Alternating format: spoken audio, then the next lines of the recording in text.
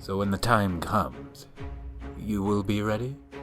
When the time comes, the stars will run red with the Doctor's blood. With Destiny of the Doctors, I wanted to go out with a bang. I wanted to conclude my series with a feature-length film that the community would love. But more than that, I wanted to bring a story to life that's been dwelling in my head for years. I wanted to end Doctor Who on my own terms. But above all, I wanted to answer the one question I first asked myself from the first moment I had laid eyes upon that ancient wooden police box back in 2006. What is the destiny of the Doctor?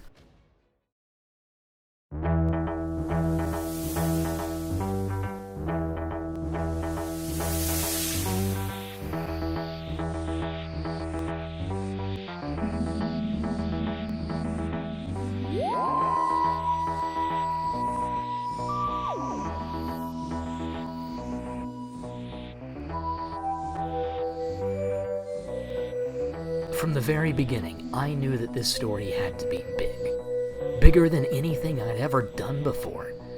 Little did I know at the time that I would soon be in the middle of developing a full feature-length Brickfilm, around 2.5 to possibly 3 hours long, with a script of over 160 pages and more locations and characters than anything I had ever attempted in the past.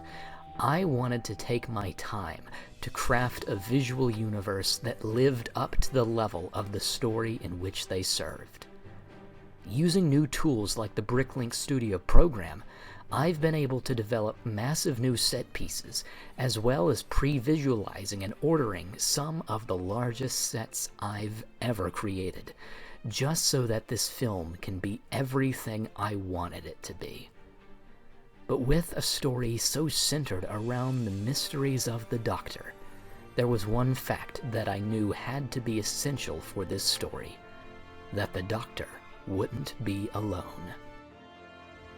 So the first time that we see my Doctor in Destiny of the Doctors is pretty much right after the end of my third series. You can also include the audio drama Inquisition of the Siberiad, which you can listen on the Phipps Movies Productions YouTube channel, which is essentially a prequel to that Brickfilm. The way how Bryan's incorporated my Doctor is really fantastic. It acknowledges pretty much everything that was included in that third series and everything that was included in that audio drama, everything that we've learned, such as the Doctor, my Doctor, being pretty much on his last life. If you haven't seen the third series of my Doctor Who series, I highly recommend watching it because, spoiler alert, my Doctor has lost all his regenerations. He had them stolen from him, and what we are now seeing is essentially a mortal Doctor. This is someone right at the end of his life. And the way Bryan has incorporated that into Destiny of the Doctors is absolutely fantastic, and how that relates to his Doctor and his story, it just works really, really well. I've watched quite a bit, at least the first bit, of Destiny of the Doctors, and I think all of you are in for an absolute treat. Bryan is one of those people who I'd safely say could, if they offered him the job to run Doctor Who, I guarantee you would all be in safe hands. This is a man who knows what he's writing, and honestly, it's some of the most fantastic bit of Doctor Who related media I've ever seen. Even though it's a fan film, even though it's, someone who's not in industry, it is something absolutely fantastic.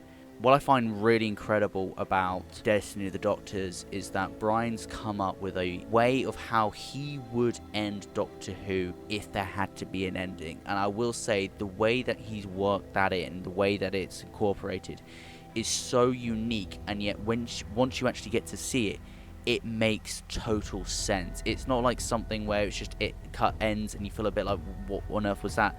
The way it wraps everything up so nicely without being a bit too forceful, it just works splendidly.